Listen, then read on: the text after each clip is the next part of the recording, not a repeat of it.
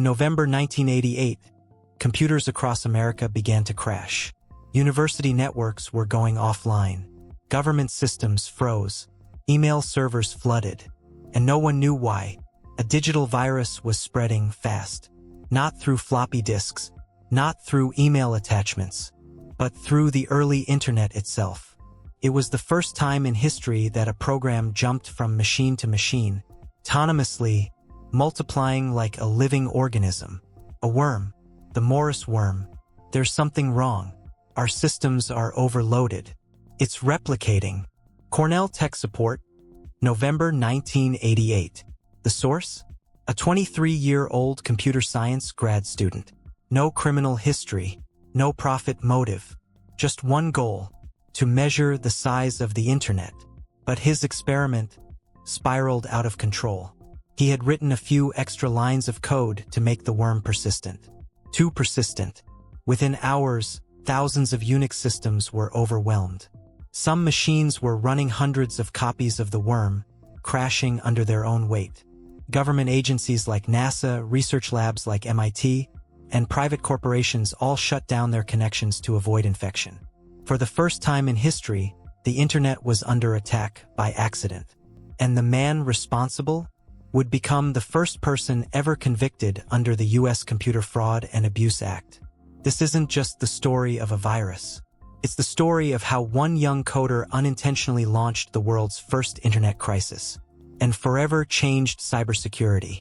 Before the internet had firewalls, before there were cybersecurity teams or antivirus software, there was a brilliant, quiet kid named Robert Tappan Morris. Born in 1965, Robert grew up surrounded by computers. His father, Robert Morris Sr., was a legendary cryptographer and one of the founding figures of the NSA and Bell Labs. At home, computers weren't just toys. They were tools, mysteries, and conversation starters. Young Robert soaked up that environment. He wasn't rebellious. He wasn't wild. He was intensely curious and mathematically gifted. By the time he entered Harvard University, he was already writing advanced code and digging into system vulnerabilities for fun. But it wasn't until graduate school at Cornell that his obsession with networks really began. In the late 1980s, the internet wasn't the internet as we know it.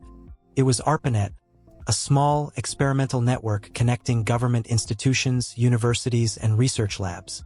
Only about 60,000 computers were connected worldwide. Robert wanted to answer one simple question. How big is the internet? A thought experiment, a technical puzzle. To solve it, he planned to create a small self-replicating program, a worm, that would spread across systems and report back. But he was smart enough to know that system administrators might delete the worm as soon as they saw it. So he added a failsafe. Each worm would clone itself, even if a copy was already present, just to make sure it stuck around. But that one extra step would turn a harmless experiment into a historic disaster. Robert Morris didn't set out to cause chaos. He just wanted answers. But the way he searched for them would end up flooding the early internet. He didn't yet know that he was about to become a villain to the tech world, a case study for law enforcement, and eventually, a legend. November 2nd, 1988. Robert Tappan Morris sat in a computer lab at MIT, not Cornell, using a false location to launch the worm anonymously. His target: Unix-based systems connected to the ARPANET, the backbone of early internet infrastructure. Harvard, Stanford, NASA, MIT, the Pentagon all were online. All were vulnerable. The worm had a simple goal: infect the system, replicate, report back. It exploited known vulnerabilities in common Unix programs like Sendmail and Finger, and used brute force attacks to guess weak passwords. Once inside, it would quietly copy itself to another machine, and another, but it did. The worm was designed to replicate even if it had already infected a system. A safeguard to avoid admins deleting it too quickly. But it had no limit. If one system was slow to respond, the worm would keep replicating, creating hundreds of copies per machine. Suddenly, systems were crashing. Memory was eaten. CPUs were overwhelmed. Email servers died. Research came to a halt. Admin teams were frantically unplugging network cables to isolate the spread. MIT, Berkeley, Princeton, NASA all shut down their systems. Within 24 hours, 10% of the entire internet was infected. And no one knew what was happening. Was it foreign sabotage? An insider threat? A student prank gone rogue? No one had ever seen a program behave like this. Self-replicating, autonomous, and invisible until it was too late. It wasn't ransomware. It didn't steal money or leak secrets. It was just a worm, spreading endlessly like digital cancer. And it had exposed the fragile reality of early cybersecurity. The internet was not built with security in mind. It was built on trust, and that trust had just been broken. In the hours after the Morris worm hit, panic set in. University IT departments were flooded with complaints. Electric plug, the system's down. No logins are working. Satellite antenna email is frozen. No one knew what was happening. What looked like isolated system failures suddenly linked together. And across the ARPANET, the same pattern was emerging. In New York, MIT shut down its network. At Harvard and Stanford, the same story, total lockdown. NASA's Ames Research Center went dark. National labs cut their network connections to stop the spread. The worm didn't destroy files. It didn't steal data, but it made systems unusable, and that was enough to cause a national digital meltdown. For many, this was the first time they realized just how interconnected and vulnerable the digital world had become. Within 48 hours, a patch was developed by computer scientists and administrators working day and night. But the damage was done. Some estimates say over 6,000 machines were infected, at a time when only 60,000 were online. That's 10% of the internet brought to its knees. By a few hundred lines of code, government officials took notice, fast. The FBI launched an investigation. The NSA and Department of Defense began quietly assessing how much internal damage had been caused. No one was prepared for a cyber attack, especially one that came from inside the country. The incident raised terrifying questions. Could a worm like this be used for sabotage? What if it had deleted files? What if it had targeted military systems? For the first time, the US government understood. The internet wasn't a playground anymore. It was infrastructure, and it needed to be protected. Speech balloon, the Morris worm, was a wake-up call, one Department of Defense official later said, and it came from one of our own. The worm was eventually traced to Cornell. And from Cornell, back to one name, the student had just become the first person in US history to be charged with a cybercrime. In early 1989, the FBI closed in on Robert Tappan Morris. The digital fingerprints were clear. Email headers, login trails, code signatures, all led back to Cornell and to the quiet 23-year-old who had written the worm. But this wasn't just about an academic experiment gone wrong. This was history in the making. Robert Morris became the first person ever charged under the newly passed Receipt Computer Fraud and Abuse Act, 1986, a law created to address crimes that no one quite understood yet. The prosecution argued, speech balloon Morris willfully caused damage to federal and private systems.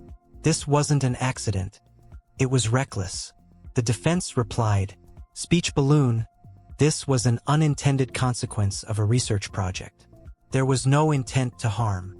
But how do you measure intent in cyberspace? There were no stolen bank accounts, no deleted databases, just overworked servers, confused admins, and a nation realizing how fragile their networks were. In court, Morris was quiet, polite, and very clearly brilliant. His professors backed him. Even some security experts said his worm taught the world a valuable lesson. But the law needed a precedent, and the government needed a warning to others. After months of proceedings, in 1990, Robert Tappan Morris was found guilty. His sentence, 3 years probation, 400 hours of community service, a $10,000 fine, no prison time, but a message was sent loud and clear. Brain, the internet may be new, but it's not lawless. For Morris, it was a public humiliation. News outlets dubbed him a cybercriminal. despite there being no financial motive. In reality, he'd become the first test case of a digital era no one was ready for. He wasn't a villain. He wasn't a hero. He was a symbol of the world to come.